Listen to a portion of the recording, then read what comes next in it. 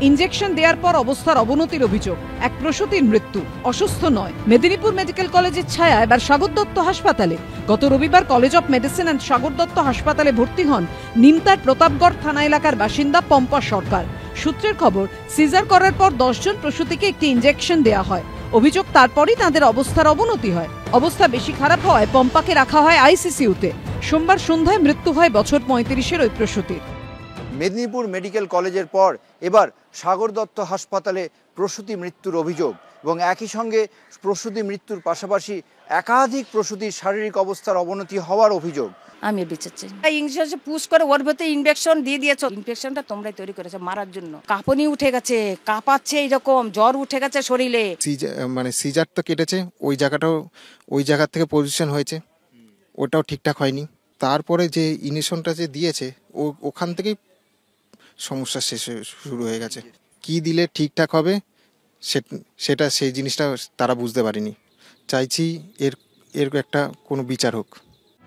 জানুয়ারি মাসের 9 তারিখ মামুনি রুইদাস নামে চন্দ্রকোনার বাসিন্দা এক প্রসূতির মৃত্যু ঘিরে বিতর্ক বাধে মেদিনীপুর মেডিকেল কলেজে। একদিন বয়সে মাতৃহারা হয় দুধের শিশু। অভিযোগ ওঠে, পশ্চিমবঙ্গ ফার্মাসিউটিক্যালের তৈরি নিষিদ্ধ রিঙ্গাল ল্যাক্টেট স্যালাইন ব্যবহার করায় ওই প্রসূতির মৃত্যু হয়। যদিও ওই ঘটনার জন্য চিকিৎসকদের দায়ী করে রাজ্য সরকার। সাসপেন্ড করা হয় 13 জনকে। এবার সাগর দত্ত হাসপাতালেও সন্দেহের তালিকায় ইনজেকশন।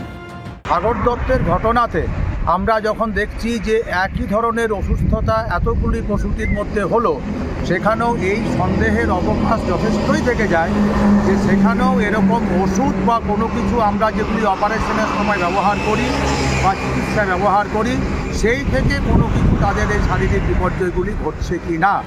সাগর দত্ত হাসপাতাল সূত্রে খবর, অ্যান্টিবায়োটিক ইনজেকশন অ্যামিকাসিন দেওয়ার পরই 10 জন প্রসূতির সমস্যা দেখা দেয়। শুরু হয় খিঁচুনি, গায়ে দেখা দেয় র্যাশ। তবে তা ইনজেকশনের প্রভাবেই হয়েছে কিনা স্পষ্ট নয়। কোনো ঝুঁকি না নিয়ে ওই ব্যাচের সব ইনজেকশন সরিয়ে দেওয়া হয়েছে।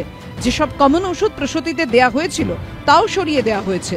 পাশাপাশি হাসপাতালের অধ্যক্ষ পার্থপ্রতিম প্রধান জানিয়েছেন, একজন প্রসূতির মৃত্যু হয়েছে। মৃত্যুর কারণ খতিয়ে দেখতে গঠন করা হয়েছে 7 সদস্যের তদন্ত কমিটি। কমিটি রিপোর্টের জন্য অপেক্ষা করা হচ্ছে। ঝিলম করঞ্জাই ও সন্দীপ সরকারের রিপোর্ট, এবিপি আনন্দ।